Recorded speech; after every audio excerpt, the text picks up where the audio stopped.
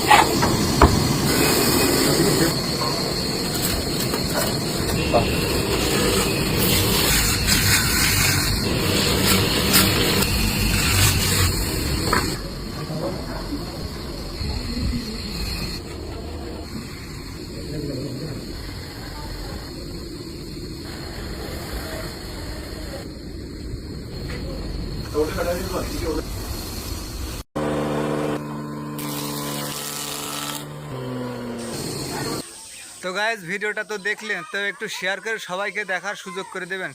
সবাই ভালো থাকবেন।